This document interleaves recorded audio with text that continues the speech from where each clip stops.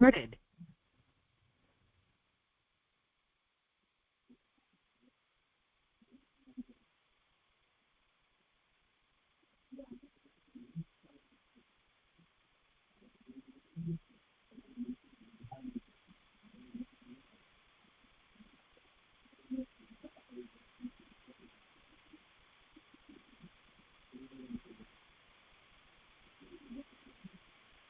नमो लोये सौहरिहन्तानं नमो लोये सौहृदानं नमो लोये सौवाहिर्यानं नमो लोये सौज्यायानं नमो लोये सौत्रिकावती सावनं ओंकारमिन्दु संयुक्त नित्यं जयन्ति योगिनः कामदमोक्षदं चैव ओंकाराय नमो नमः मङ्गलं भगवान् यो मङ्गलं गौतमोऽग्नि मङ्गलं कुन्कुण्डार्यो विजेन्द्रमोसुमङ्गलं नमः समरिसाराय स्वानुभूत्या चकास्ते चित् स्वभावाय भवाय सर्वाः विभाव निदातार।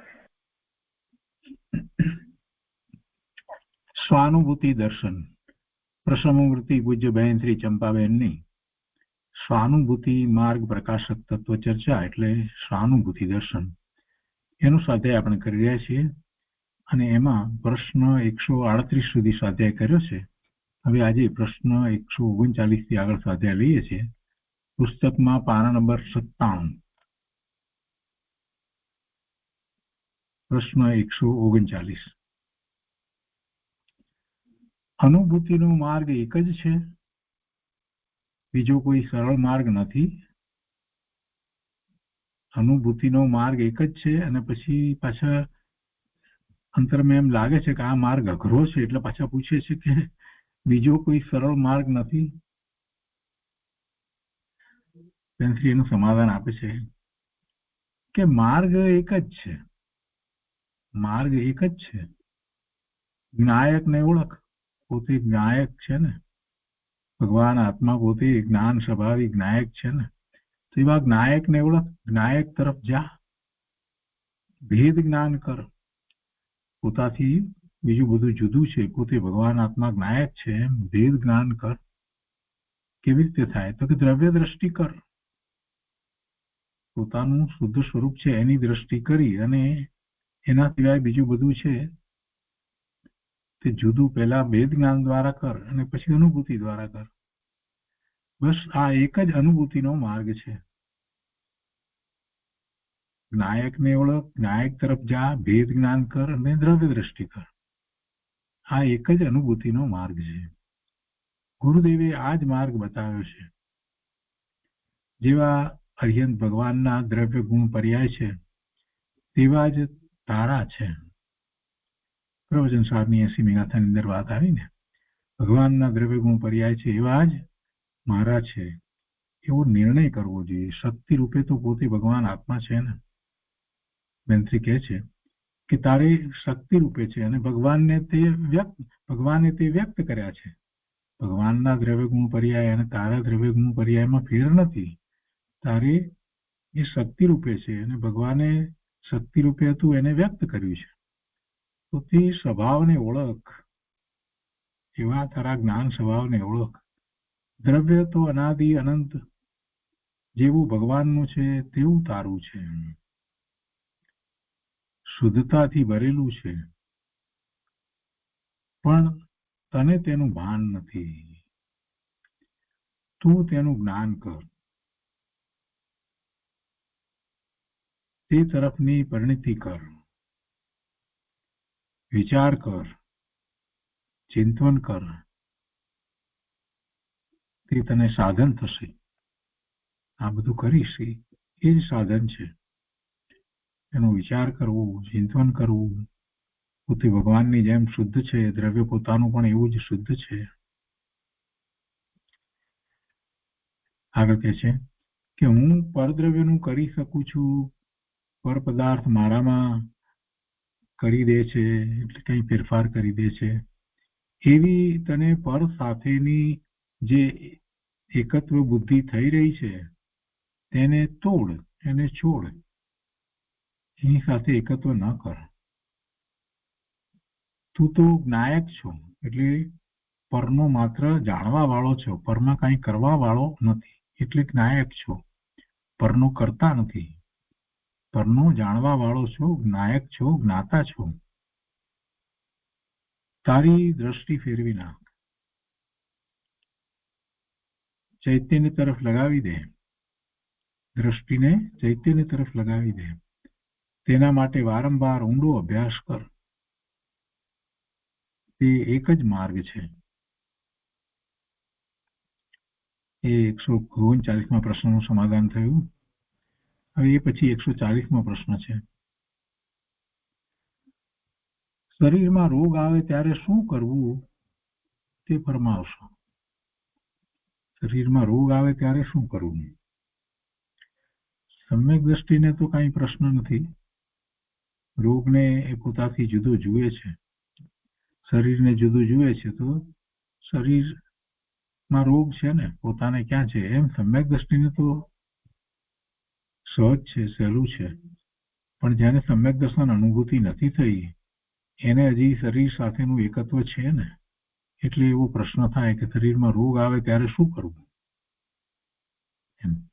એમ કે શરીર તરફ દ્રષ્ટિ તો જાય જ ને, પછી રોગ આવ્યો હોય ત્યારે પીડા થતી હોય તો પછી શું કરવું.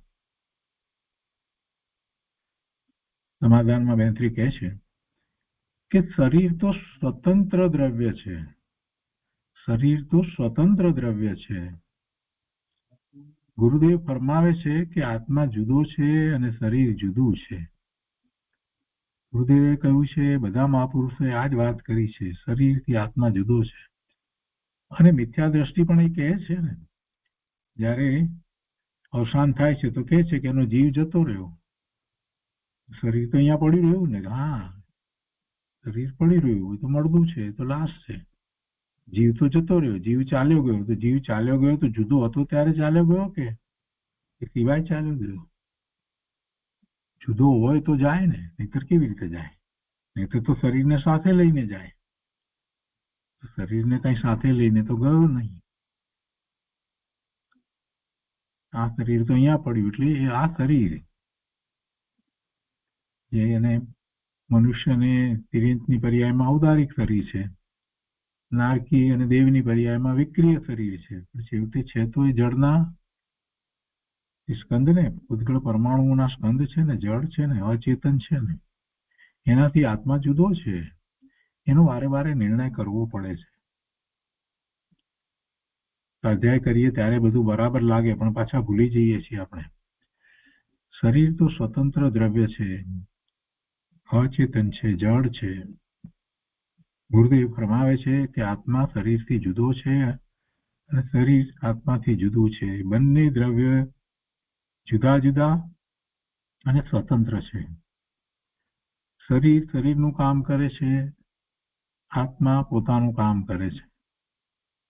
સંકલ્પ વિકલ્પ જે થાય છે તે પણ પોતાનું સ્વરૂપ નથી. તો શરીર ક્યાં પોતાનું હતું? સંકલ્પ વિકલ્પ થાય છે પોતાની પર્યાયમાં, તો કે છે કે એ પણ પોતાનું સ્વરૂપ નથી. તો પછી શરીર તો ક્યાંથી પોતાનું હોય? તે તો પર દ્રવ્ય છે, જુદું દ્રવ્ય છે. શરીરના અને આત્માના દ્રવ્ય ક્ષેત્ર કાળ ભાવ જુદા છે. બંનેના દ્રવ્ય ક્ષેત્ર કાળ ભાવ તદ્દન જુદા છે. આત્મા સ્વતંત્ર પદાર્થ છે, ચેતન છે, સ્વતંત્ર છે. તેની ભાવના આત્મામાં કરી શકાય છે. હું નાયક છું, શાશ્વત છું, અનંત સુખથી ભરેલો છું, એવી તેની ભાવના કરવી, તેના વિચાર કરવા, આત્માનું સ્મરણ કરવું, તેના માટે તે જાતનું ચિંતન વાંચન કરવું, આત્મા સંબંધીનું ચિંતન કરવું. વાંચન કરીએ એ પછીથી આત્માની જે વાત આવી હોય એને પોતાની પર ઉતારવી, એ જ મારું સ્વરૂપ છે. અને એમ જ ચિંતન કરવું.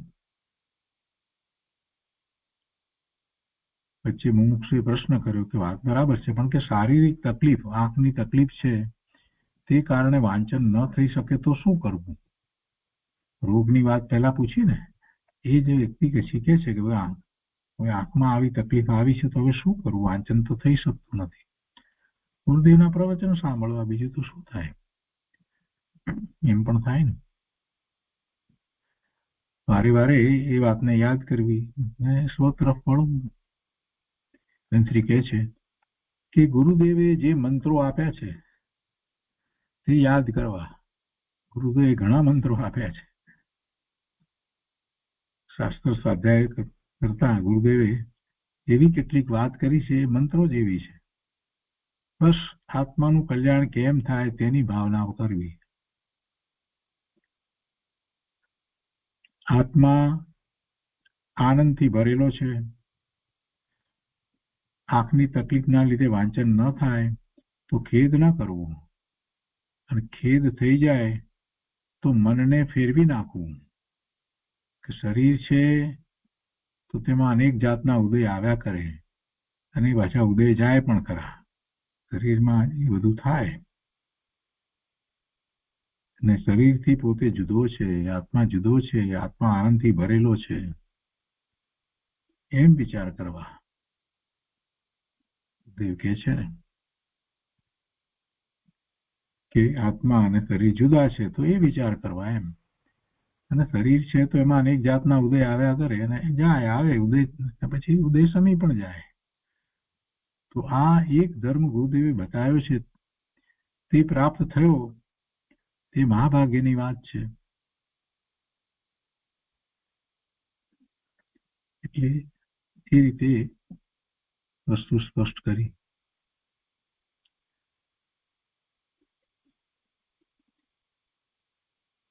કેટલીક વખતે બહુ મોટી ઉંમર થઈ હોય ત્યારે વાંચન કરે તો જોઈએ એટલું કોન્સન્ટ્રેશન ન રહે, અથવા યાદ ન રહે, વાંચવામાં તકલીફ પડે, યાદ રાખવામાં ઘણી તકલીફ પડે, આ બધું થાય. પણ જે કંઈ થોડીક વાત યાદ હોય ગુરુદેવની, એને મંત્ર પ્રમાણે મંત્ર સમાન ગણી અને એને વારંવાર વારંવાર એને યાદ કર્યા કરવી. અને એવું ચિંતન તો થઈ શકે, એવું ચિંતન થઈ શકે.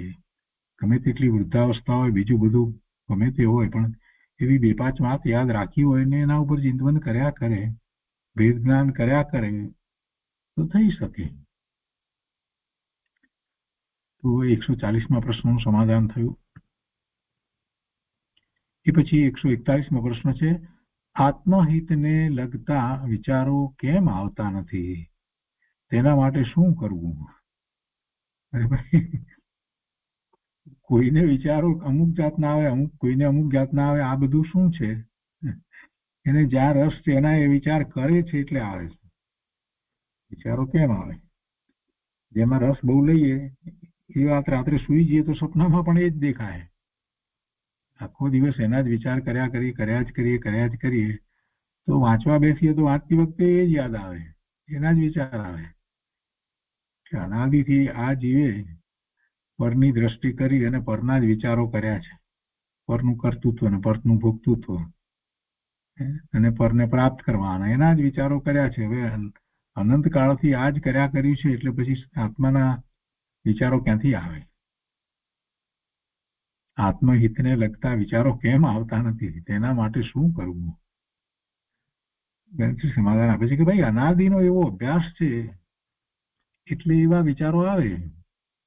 એ બીજા વિચારો આવી જાય છે, આત્માના વિચારો, આત્મહિતના વિચારો નથી આવતા. અનાદિનું એમ જ કર્યું છે. અને હજી પણ આખા દિવસ દરમિયાન મોટા ભાગનો સમય તો એવી રીતે જ વિતાવે છે જેમાં કાંઈ આત્મહિતની વાત ન હોય, આત્મહિતનું ચિંતન ન હોય, પોતાના સ્વરૂપને યાદ ન કરતો હોય, ભગવાનના સ્વરૂપને યાદ ન કરે, ધ્યાન ન કરે, ચિંતન ધ્યાન ન કરે, કાંઈ કરે નહીં. એટલે વધારે કલાકો તો બહારમાં પરના વિચારમાં, પરનું આમ કરું ને પરનું તેમ કરવું, એવા પરના કરતાપણામાં જ જીવ વિતાવે છે ને. અને પછી એમ થાય એટલે પછી એવા જ વિચારો આવ્યા કરે. ધર્મની વાત લઈને બેસે તો એને એવા વિચારો વચ્ચે આવે. સાતત્ય જળવાય નહીં પોતાના સ્વરૂપમાં ચિંતનનું, કેમ કે પેલું બહુ કર્યું હોય એ જ વચ્ચે વચ્ચે પાછું યાદ આવ્યા કરે. આખા દિવસ જે વિચાર કર્યો હોય એની વાત યાદ આવ્યા કરે, પછી સાંજે ચિંતન કરવા બેસે પણ વાત તો આખા દિવસમાં જે બધી કરી હોય એના જ વિચારો આવવાના છે ને. અનાદિનો અભ્યાસ છે એટલે બીજા વિચારો આવી જાય છે, તેને પ્રયત્ન કરી અને ફેરવી નાખવા, એટલે બહુ પ્રયત્ન કરવો પડે. અને ફેરવવા માટે એવો પ્રયત્ન, એટલી બધી રુચિ અંદરની લાગી હોય એટલે એ પ્રયત્ન થાય. એટલા માટે એ શાસ્ત્ર વાંચન થી એવી શરૂઆત કરે કે દેવ દર્શનથી એવી શરૂઆત કરે કે એ રીતે એમ કરી અને એ પ્રયત્ન કરી અને એ બીજા વિચારોને ફેરવી નાખે. ભૂલી જવાય તો ફરીને યાદ કરવું. આખા દિવસમાં મને કેટલી વાર આત્મહિતના વિચારો આવે છે તે યાદ કરવું. આખા દિવસમાં મને આત્મહિતના વિચારો કેટલી વાર આવે છે એ વિચાર કરવા જેવી વાત છે. અને એના ઉપરથી જ પોતે સમજવું કે પોતે શેના વિચારો કરી રહ્યો છે. આત્મહિતના વિચાર નથી કરી રહ્યો અને બારમાં જ રહ્યો છે, એટલે પછી ક્યાંથી આત્મહિતને લગતા વિચારો આવે? આખા દિવસમાં મને કેટલી વાર આત્મહિતના વિચારો આવે છે તે યાદ કરવું અને નથી આવતા એનું કારણ શોધવું. કેમ કે બીજા વિચારો વધારે કર્યા, વધારે સમય બીજા વિચારમાં ગયો, બીજા વિચારોને જ વાગોળ્યા, બીજા વિચારોમાં જ રોકાયો, તો પછી કેવી રીતે વિચારો આવે? આત્મહિતના વિચારો ક્યાંથી આવે? જ્ઞાયકના વિચાર કરવા. પોતે જ્ઞાન સ્વભાવી ભગવાન આત્મા છે, જ્ઞાયક જ્ઞાયક જ્ઞાયક છે, એવા જ્ઞાયકના વિચાર કરવા. કેવો છે જ્ઞાયક એનો વિચાર કરવો, આત્મા કેવો છે એનો વિચાર કરવો. આત્માર્થીએ અમુક ટાઈમ પોતાના સ્વહિતના વિચાર ચિંતન માટે લેવો એવો નિયમ રાખવો. દરેક આત્માર્થીએ અમુક સમય તો પોતાના સ્વના હિતના વિચાર, સ્વના હિત માટે, એની પ્રાપ્તિ માટે, એટલે કે સ્વરૂપની પ્રાપ્તિ માટે ચિંતન વગેરેમાં એને એ સમય તો વિતાવવો જ જોઈએ. અને એવો નિયમ કરવો, રોજ એમ જ કરવું. આખા દિવસમાં જ્ઞાયકના ચિંતન અભ્યાસ માટે સમય મેળવવો. ન મળતો હોય તો પણ એમાં અમુક સમય નક્કી કરીને એટલો બાજુ પર કરી દેવો કે આ સમયમાં તો બીજું કાંઈ જ નહીં, સવાર સાંજ. એટલા માટે તો આપણે નિત્યક્રમ એવી રીતે ગોઠવીએ છીએ કે જેથી કરી અને સવારે, બપોરે, સાંજે આપણને કાંઈક ને કાંઈક એ વાત ચાલ્યા જ કરે, એટલે આત્મા ભૂલી ન જવાય. નિત્યક્રમ ગોઠવવાનું કારણ જ એ છે. અમુક વસ્તુ 3 વાર કેમ કરીએ તો કોઈ વારે વારે આપણે એ યાદ કરીએ એટલે બીજી બાજુ ખેંચાઈ ન જઈએ. આત્માના હિત માટે, સ્વરૂપની પ્રાપ્તિ માટે એનો જ પુરુષાર્થ રહ્યા કરે, એનું ચિંતન મનન થયા કરે. આખા દિવસમાં જ્ઞાયકના ચિંતન અભ્યાસ માટે સમય મેળવવો. કેટલાક લોકો બધા કહે ને અહીંયા તો મરવાનો સમય નથી. જાણે મરવા માટે સમય આપવો પડતો છે. મારે ક્યારે પૂરું થઈ જશે જીવન ખબર નહીં પડે, આમ ઢળી પડે. એમ ન હોય. સમય તો પોતાને માટે કેટલોક રાખવો જ પડે. આત્મા યાદ ના આવે તેના માટે પ્રયત્ન કરવો. શાસ્ત્ર અભ્યાસ દ્વારા, પ્રવચન સાંભળીને, સ્વાધ્યાય દ્વારા એવો પ્રયત્ન કરવો.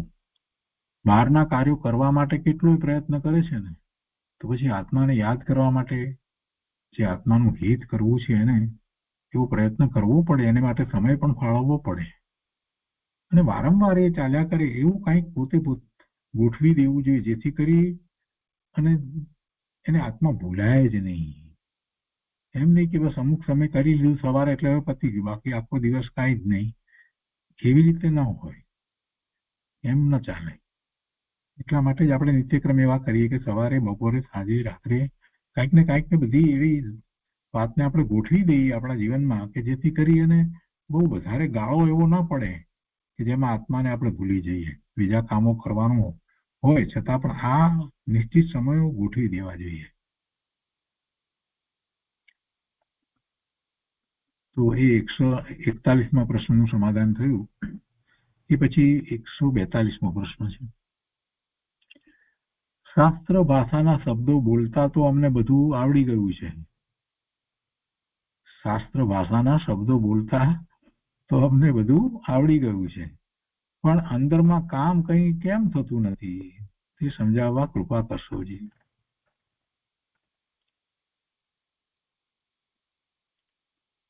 બોલતા તો આવડે, બાળકને પણ આવડે, પછી એકની એક વાત 5-10 વાર સાંભળે તો બોલે.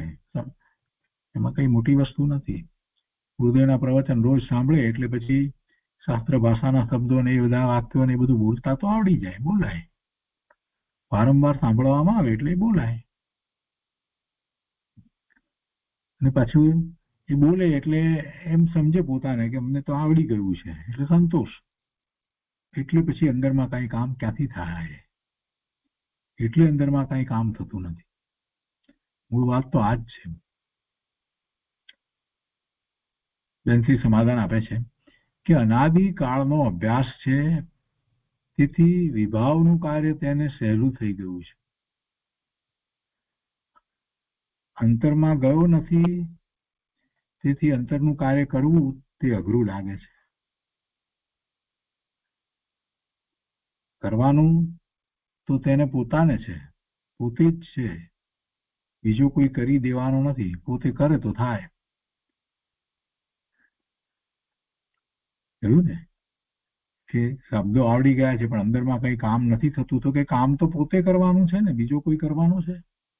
શબ્દો આવડ્યા તો પોતે વિચાર કરે ને, શબ્દોને શાસ્ત્રની વાત જે સમજાય છે તેના ઉપર ચિંતન કરે ને. અને કામ કોણ કરવાનું છે? પોતે કરવાનું છે. બીજો કોઈ કરી દેવાનો છે એમ તો થવાનું નથી. પોતે જ છે, બીજો કોઈ કરી દેવાનું નથી. બહારના પદાર્થ છે તેને પોતાના કરવા તે કાર્ય દુષ્કર છે. બહારમાં જે પદાર્થ છે એને પોતાના કરી શકાતા નથી. એ કામ દુષ્કર છે, અઘરું છે, થઈ શકતું જ નથી. પરદ્રવ્ય કદી પોતાનું થતું નથી. અનાદિકાળથી જીવ તેને માટે મથામણ કરે છે, ફાંફા મારે છે, પણ તેમાંથી કંઈ મળતું નથી. કંઈ મળતું નથી. અનાદિકાળથી બહારનો અભ્યાસ છે, તેથી અઘરું લાગે છે, પણ ખરેખર અઘરું નથી. ખરેખર અઘરું નથી. પોતાનો સ્વભાવ છે, તેથી અંતરમાં જાય તો સહેલું છે. વસ્તુ પોતાની છે, જેને અનુભવવાનું છે એ પણ પોતાનું છે, અનુભવવા વાળો પણ પોતે છે. તો પછી એ અઘરું ક્યાંથી હોય? એમ પોતાનો સ્વભાવ છે, તેથી અંતરમાં જાય તો સહેલું છે, પરંતુ તેને પહેલા અંતરમાં જવું જ મુશ્કેલ પડે. અંતરમાં જવું જ મુશ્કેલ પડે છે. અંતરમાં જાય, સ્વભાવને ઓળખે તો ચૈતન્ય પોતે જ છે, અને તે જ્ઞાયક સહજ જ્ઞાન સ્વભાવથી ભરેલો છે. એ પોતે જ છે, નાયક પોતે સહજ જ્ઞાન સ્વભાવથી ભરેલો છે, પણ એને અંતરમાં જવું જ મુશ્કેલ પડે છે. કેમ કે બીજે બધે એને ગમે છે ને, એટલે બહારમાં ને બહારમાં એ રોકાઈ જાય છે. પછી બહારની છે.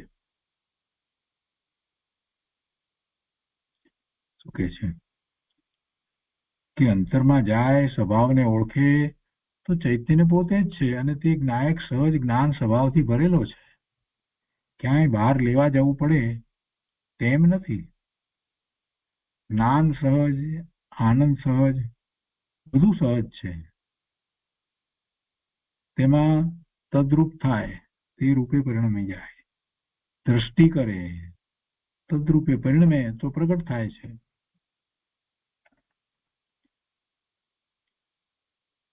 આ કે છે બહારથી પર પદાર્થને પોતાના કરવા માંગે છે, તેથી પોતામાં જવું મુશ્કેલ થઈ પડ્યું છે. રોકાયો છે બહારમાં. બહારની ઘણી બધી મુખ્યતા છે, ઘણી રુચિ છે, ઘણા બહારમાં કાર્યો કરવા છે, એ વાત સતત રહે છે. એટલે પછી બધ્યો ઘટ્યો જે કાંઈ સમય હોય એમાં એ આત્માનો વિચાર કરે, એટલે પછી અંતરમાં ક્યાંથી જાય? અંતરમાં ઉતરે, સ્વભાવ ઓળખે તો એકદમ સહેલું છે. કેમ કે સ્વભાવ પોતાનો છે અને એને પ્રાપ્ત કરવા વાળો પણ પોતે જ છે. અંતરમાં જાય તો માર્ગ સહજ છે. પ્રથમ ભૂમિકા વિકટ હોય છે, પેલા અઘરું લાગે છે, પણ પછી અંતરમાં જાય, દ્રષ્ટિ કરે, તદ્રૂપ પરિણમે, પછી તો સરળતાથી તે માર્ગે ચાલ્યો જાય છે. પણ તે પુરુષાર્થ કરતો નથી. એવો પુરુષાર્થ એ કરતો નથી.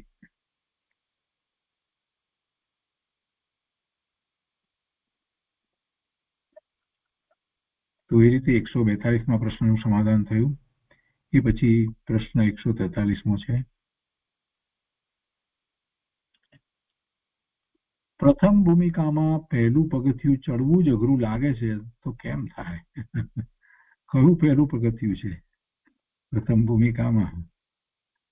શેને પ્રથમ પગથિયું માને છે અને અઘરું લાગે છે?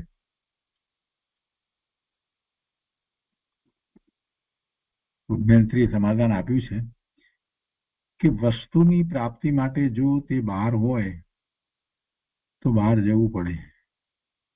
વસ્તુ બહાર હોય અને એની પ્રાપ્તિ કરવાની હતું તો બહારમાં જ જવું પડે ને. જ્યાં હોય ત્યાં વસ્તુને લેવા જઈએ ને આપણે. તો વસ્તુની પ્રાપ્તિ માટે જો વસ્તુ બહાર હોય, તે એટલે વસ્તુ બહાર હોય તો બહાર જવું પડે. કોઈની પરાધીનતા કે લાચારી પણ કરવી પડે.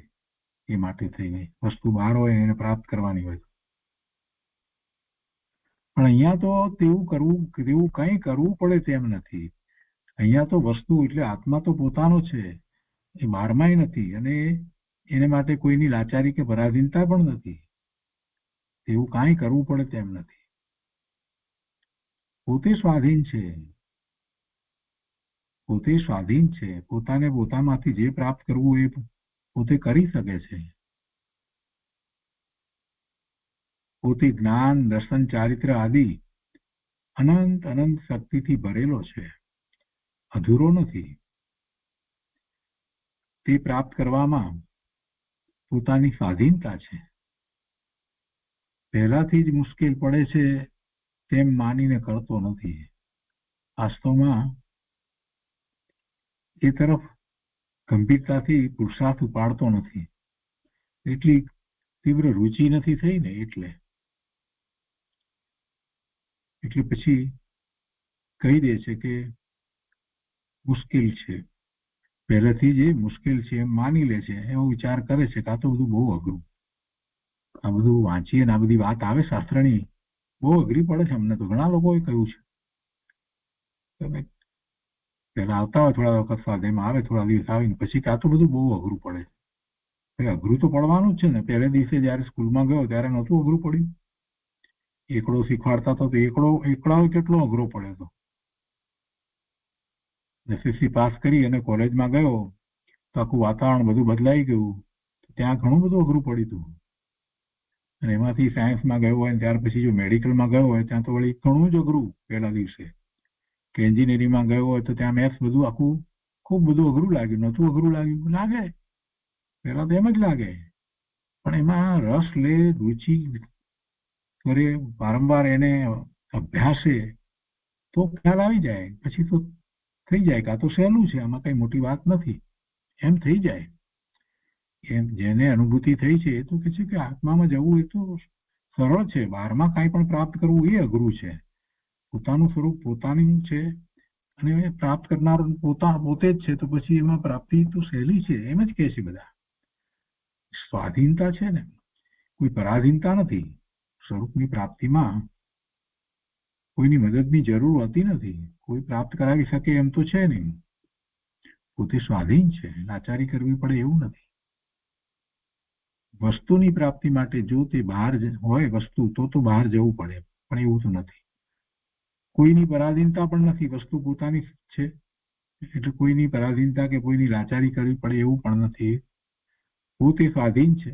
પોતે જ્ઞાન, દર્શન, ચારિત્ર આદિ અનંત અનંત શક્તિથી ભરેલો છે, અધૂરો નથી. એટલે સક્ષમ છે એવું કરવા માટે.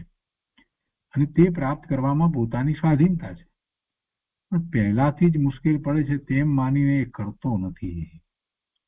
બહાર લેવા જવું પડે તેમ નથી. પોતામાં ભરેલું છે તે જ પ્રગટ થાય છે. માર્ગ તો ગુરુદેવે એકદમ સ્પષ્ટ બતાવ્યો છે. કરવાનું પોતાને છે, ચાલવાનું પોતાને છે. કોઈ માર્ગ બતાવે તો પછી એ માર્ગે ચાલવું તો પડે આપણે પોતાને ને. બીજો ચાલે એથી આપણે કઈ પહોંચતા નથી. તો 143માં પ્રશ્નનું સમાધાન થયું. એ પછી 144મો પ્રશ્ન છે. માર્ગ તો સ્પષ્ટ છે, પણ અમને માર્ગ મળતો નથી, તેથી મૂંઝવણ થાય છે. તો માર્ગ કેમ શોધવો?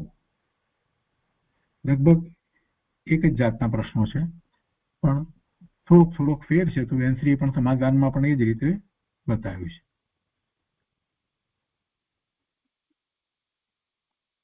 માર્ગ અમને મળતો નથી એમ કે છે.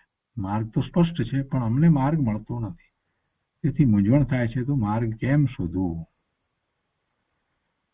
તેથી સમાધાન આપે છે કે રસ્તો પોતાને જ કાઢવાનો છે, માર્ગ શોધનારો પોતે જ છે.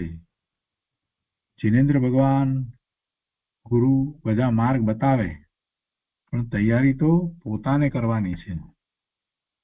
બહારથી મળતું હોય તો તેને શીખ્યા કરે, ભણ્યા કરે, ગોખ્યા કરે, પરંતુ આ તો અંતરમાં કરવાનું છે. અને એને પોતાના અંતરમાં કરવાનું, એમાં બીજો શું કરે? પોતાને કરવાનું છે, અંતરમાં કરવાનું છે. તેની પાછળ પડી જાય, એની લગ્ની લગાડે, ભેદ જ્ઞાન કર્યા કરે, વારંવાર તેની દ્રષ્ટિ કરે કે હું આ આત્મા ને આ બીજું બધું જુદું, હું ચેતન ને આ બીજું બધું જે છે તે મારાથી જુદું છે. એમાં કેટલાક ચેતન દ્રવ્યો પણ છે અને કેટલા અચેતન પણ છે, પણ એ બધા મારાથી જુદા ભિન્ન છે. 6 દ્રવ્ય મારાથી જુદા છે. હું એ 6 દ્રવ્યથી સપ્તમ જુદો છું. એમ ભેદ જ્ઞાન વારંવાર કરે. આ શરીર, મન, વાણી અને પરના લક્ષ્ય થતા પોતાના જ ભાવ, એ પણ મારું સ્વરૂપ નથી, એમ ભેદ જ્ઞાન કર્યા કરે. વારંવાર આત્માની દ્રષ્ટિ કરે, વારંવાર આત્માની લગ્ની લગાડે, તો થયા વગર રહે નહીં. તેની ખરી લગ્ની લગાડવી જોઈએ તો થાય. આખી દિશા ફેરવી નાખવાની છે. ઉપયોગની દિશાને સ્વ તરફ વાળી દેવાની છે. બહાર ઉપયોગ 12મા ને 12મા રહે છે, એના સ્થાને ઉપયોગને સ્વ તરફ વારંવાર વાળવો જોઈએ. વારંવાર એ પ્રયત્ન થાય. આખા દિવસમાં 1000 વાર સ્વ તરફ વળવાનો પ્રયત્ન થવો જોઈએ. ભલે ને થોડી ક્ષણ માટે પણ હું આત્મા, ભગવાન આત્મા રહ્યો, શાંત ચિત્તથી બેસી જાય 5-10 મિનિટ સુધી. વળી પાછું કંઈક વિકલ્પ આવે, આ તે કંઈક કામમાં લાગ્યો હોય, ને ફરી પાછું હું તો ભગવાન આત્મા છું ને આ બધા તો મારા જ્ઞાનનું જ્ઞેય છે, હું કાર્ય ક્યાં કરું છું? કાર્ય તો થઈ રહ્યું છે, હું તો એનાથી તદ્દન ભિન્ન જુદો એનું જ્ઞાન જ કરું છું. આ શરીરથી કાર્ય થાય છે, તો શરીરનું કાર્ય કરે છે, એ કાર્ય મારું નથી. એમ દરેક વસ્તુમાં એમ ભેદ જ્ઞાન કરતો જાય તો બધું પોતાથી જુદું થતું જાય. જુદું તો કરવું જ પડે. આ વાણી, આ બોલું છું, એ વાણી ક્યાં મારી છે? વાણી, આત્મા વાણી ક્યાં કરે છે? આત્માને તો વાણી હોતી જ નથી. એમ દરેક સમયે પોતે એ બધાથી ભેદ જ્ઞાન કરતો જાય, તો આખા દિવસમાં જે પદાર્થો એને પોતાથી જુદા છે એ ખ્યાલમાં છે, પણ એના એકત્વ મમત્વ રહ્યા કરે છે ને, એ ધીરે ધીરે ઘટતું જાય. ભેદ જ્ઞાન કર્યા કરે કે જુદું છે, જુદું છે, જુદું છે. સામાન્ય રીતે આપણે દિવસમાં સવારથી રાત સુધીમાં અમુક પદાર્થોના, અમુક વસ્તુઓના જ વિચારો કર્યા કરતા હોઈએ છીએ. તો એ જ વખતે એનાથી હું જુદો છું, એનાથી હું જુદો છું એમ કર્યા જ કરે તો પછી છેવટે એ વસ્તુથી જુદો છું એવું દ્રઢ ભાવ અંતરમાં થઈ જાય. દ્રઢ ભાવ થયા પછીથી જ્યારે પ્રયોગ કરે છે તો બધું જુદું છે, તો પછી કોણ હું તો ભગવાન આત્મા છું, એમ એ આગળ વધી શકે છે. તો એ 144મા પ્રશ્નનું સમાધાન થયું. આખી દિશા ફેરવી નાખવાની છે, ઉપયોગની દિશાને ફેરવી નાખવાની છે, લક્ષ્યને ફેરવી નાખવાનું છે. તો એના પછી 145મો પ્રશ્ન છે. જ્ઞાની ધર્માત્માની બધી વાત ગ્રહણ કરવી, તેમાં નિશ્ચયની ગ્રહણ કરવી અને વ્યવહારની છોડી દેવી કે શું કરવું તે બતાવશો જી. નિશ્ચયની ગ્રહણ કરવી અને વ્યવહારની વાત છોડી દેવી કે શું કરવું એમ. હજી એમને ભાઈને કંઈ સ્પષ્ટ નથી ને એટલે આવો પ્રશ્ન થાય છે. જ્ઞાની ધર્માત્માની બધી વાત ગ્રહણ કરવી, તેમાં નિશ્ચયની ગ્રહણ કરવી અને વ્યવહારની છોડી દેવી કે શું કરવું, એમ કે પછી બંને ગ્રહણ કરવી કે શું કરવું. બેનશ્રીએ સમાધાન આપ્યું છે કે જ્ઞાની જે અપેક્ષાથી જે વાત કહેતા હોય તે પ્રમાણે ગ્રહણ કરવી. તે પ્રમાણે એટલે તે અપેક્ષા સહિત ગ્રહણ કરવી. જ્ઞાનીની વાત જે અપેક્ષાથી ચાલતી હોય તો એ અપેક્ષા સહિત એ વાતને ગ્રહણ કરવી. એમને એમ ગ્રહણ કરવામાં આવશે ને, અપેક્ષા વગર, અપેક્ષાને સમજ્યા વગર કરવામાં આવશે તો કઈ લાભ નહીં થાય. ગુરુદેવ બોલે ભાઈ શુભભાવ દ્વારા ધર્મ ન થાય એમ વાત કરતા હોય તો પછી આ એમ પકડી લે શુભભાવ દ્વારા ધર્મ ન. પણ કઈ અપેક્ષાથી ગુરુદેવ વાત કરે છે એ પણ સમજવું જોઈએ ને, કે શુદ્ધની અપેક્ષાથી. એકાંતે પકડીને બેસી જાય કે શુભભાવથી ધર્મ ન થાય તો પછી અશુભમાં ચાલ્યો જાય. એટલે એમણે જે અપેક્ષા આપી છે એ અપેક્ષાથી વાતને ગ્રહણ કરવાની છે. તો પછી નિશ્ચયની અપેક્ષાથી વાત ચાલતી હોય તો એ રીતે નિશ્ચયથી ગ્રહણ કરવી, અને વ્યવહારની અપેક્ષા વાત હોય તો એને વ્યવહારથી ગ્રહણ કરવી. એટલે ધર્માત્માની બધી વાત એ ગ્રહણ કરવાની, પણ જે અપેક્ષાથી એમણે જે વાત કરી હોય એ અપેક્ષાથી જ એ વાતને આપણે ગ્રહણ કરવાની. એમણે જેટલું એનું મહત્વ દર્શાવ્યું હોય અને જે અપેક્ષાએ મહત્વ દર્શાવ્યું હોય એ અપેક્ષાએ એટલું મહત્વ એનું આપણે સમજવું જોઈએ. જ્ઞાની જે અપેક્ષાથી જે વાત કહેતા હોય તે પ્રમાણે ગ્રહણ કરવી. કોઈ વાત બાદ કરી દેવી, છોડી દેવી એમ નહીં. અપેક્ષાને કાઢીને પછી તમે બોલો તો શું થાય? મિથ્યાત્વનો પ્રસંગ આવી જાય.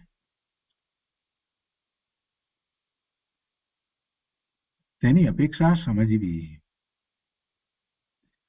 ગુરુદેવ એમ કહે કે આત્મા આ હાથ ઊંચો કરી શકતો નથી, પણ એમાં અપેક્ષા સમજ્યો ન હોય અને એમને બોલ્યા કરે તો શું થાય? ક્યાંક બહાર બોલે તો બધાને આશ્ચર્યાસ્પદ લાગે. એને સમજવાનું છે કે ગુરુદેવ કઈ અપેક્ષાથી આ વાત કરે છે કે આત્મા હાથ ઊંચો કરી નથી શકતા. કેમ કે આત્મા અને શરીર બંને જુદા છે, અને જુદા છે એવો જેને નિર્ણય થયો છે એ હાથની કે શરીરની જે કંઈ ક્રિયા થઈ રહી હોય એ ક્રિયાનો સ્વામી થતો નથી. એટલે એમ કહે છે કે આત્મા હાથ ઊંચો કરતો નથી. હાથ ઊંચો કરવાની ક્રિયા એ આત્મા કરતો નથી. એટલે એ અપેક્ષાથી એ વાતને પકડવી જોઈએ. બાકી એમને બોલ્યા કરે કે આત્મા અને શરીર જુદા, આત્મા શરીરમાં કાંઈ કરી શકે નહીં, હાથ ઊંચો કરી શકે નહીં, એમને બોલ્યા કરે. એથી કાંઈ લાભ નથી થતો. અપેક્ષા પણ સાથે સમજવી જોઈએ કે ત્યાં શું ગુરુદેવનો કહેવાનો આશય શું છે.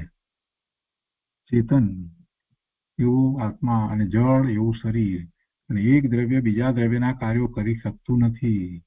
આ બધી વાત ત્યાં તો સમજાવવા માટે કહેવામાં આવી છે. એટલે એ અપેક્ષા સહિત સમજવું જોઈએ.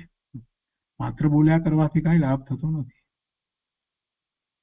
અને જે વાત જે અપેક્ષાથી કહી હોય એ અપેક્ષાને કાઢી નાખી અને એ એમને બોલે, એટલે કોઈ વાતને છોડી દઈને અડધી વાતને પકડીને બોલે તોય મિથ્યાત્વનો પ્રસંગ આવે. એમ નહીં, એની અપેક્ષા સમજવી. વ્યવહારની વાત કહે તો કઈ અપેક્ષાથી કહે છે, કઈ અપેક્ષાથી કહે છે? નિશ્ચયની વાત કહે છે તો પછી એ કઈ અપેક્ષાથી કહે છે એ સમજી લેવું. કોઈ કથન દ્રવ્ય દ્રષ્ટિથી હોય, કોઈ કથન પર્યાય દ્રષ્ટિથી હોય, તો તે બંનેની સંધિ કરી અને મહાપુરુષ કઈ રીતે કહે છે તે સમજી લેવું.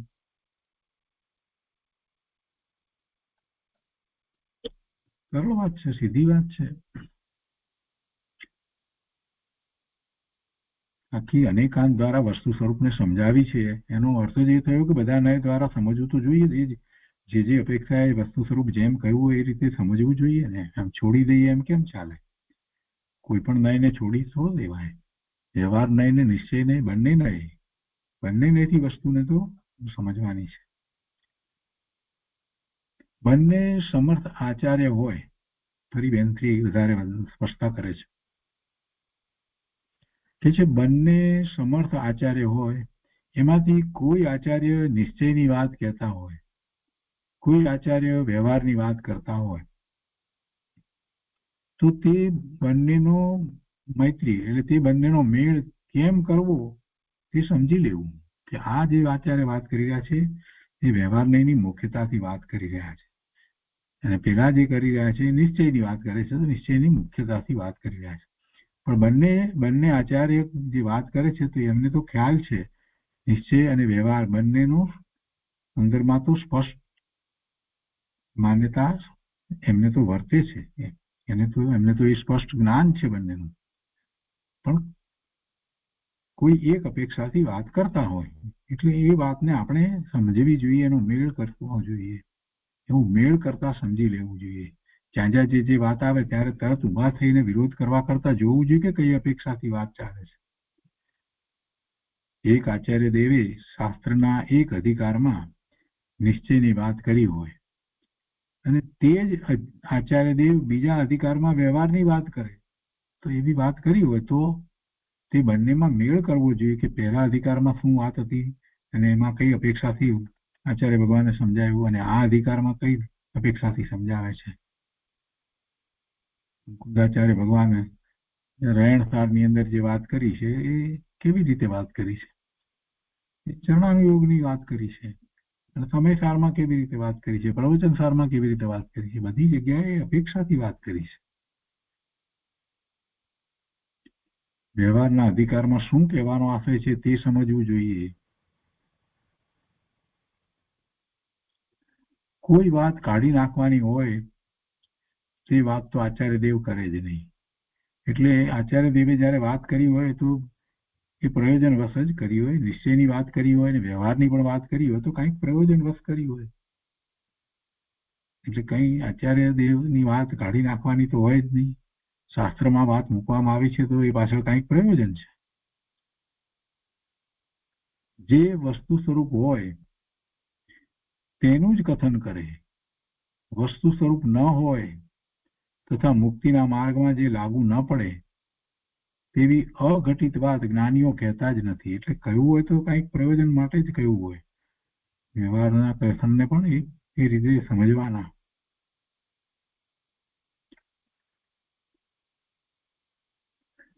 આ વાત કરી એટલે મતમાં પ્રશ્ન કર્યો મુમુક્ષે કે જ્ઞાનીની કોઈ વાત અઘટિત હોય જ નહીં. એટલે કહે છે કે જ્ઞાનીઓ અઘટિત વાત કરતા જ નથી. શા માટે અઘટિત વાત કરે? જ્ઞાનીઓ અઘટિત વાત કહેતા જ નથી. મુક્તિના માર્ગને યોગ્ય ન હોય તેવી વાત કહેતા જ નથી. ગુરુદેવ કહેતા હોય તે બધું સમજીને જ કહેતા હોય.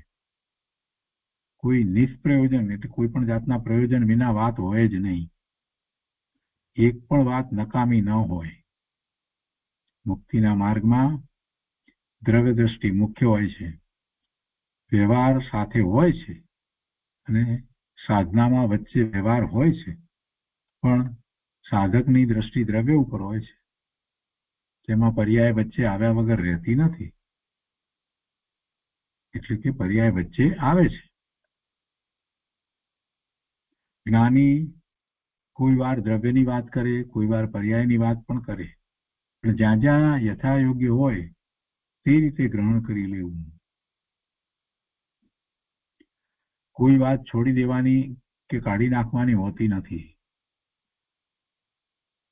આચાર્ય દેવ કહે છે કે અમે એક શુદ્ધને સ્થાપિત કરીને તેનાથી શુદ્ધ નયથી આત્માની અનુભૂતિ પ્રગટ કરી છે.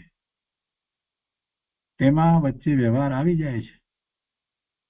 અરે તે વ્યવહાર નહીં હસ્તાવલંબન તુલ્ય છે, તેથી વચ્ચે આવી જાય છે, આવ્યા વગર રહેતો નથી.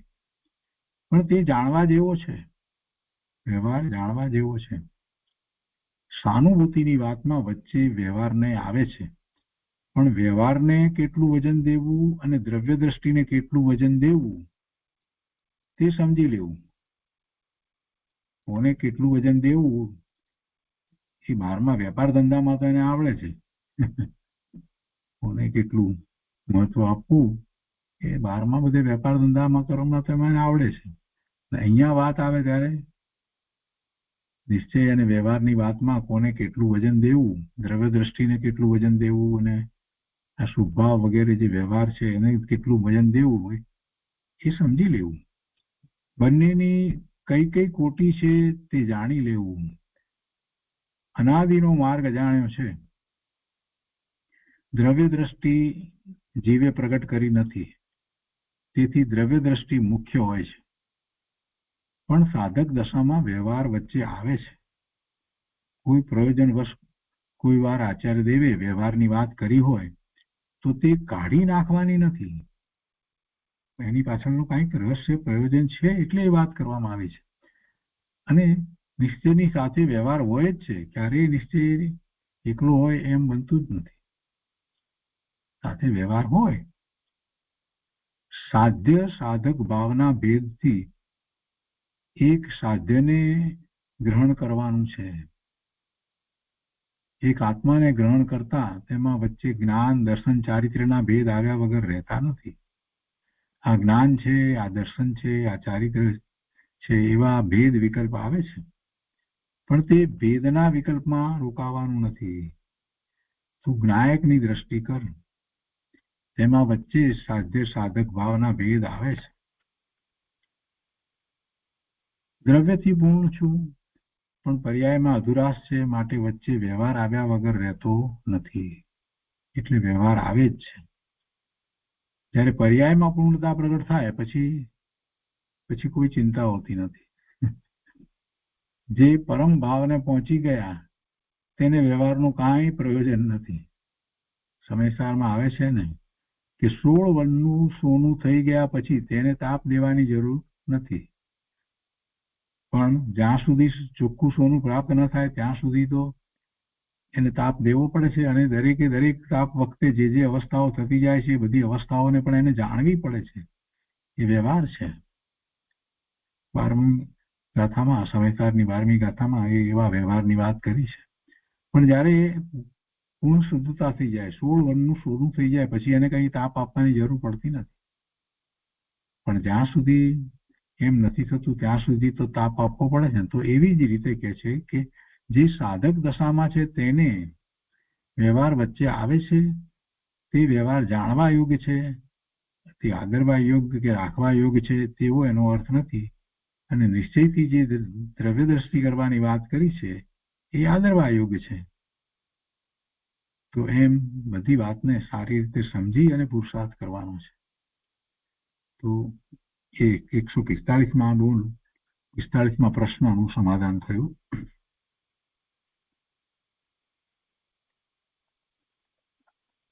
અને આજનો સ્વાધ્યાય આપણે અહીંયા સુધી રાખીએ છીએ.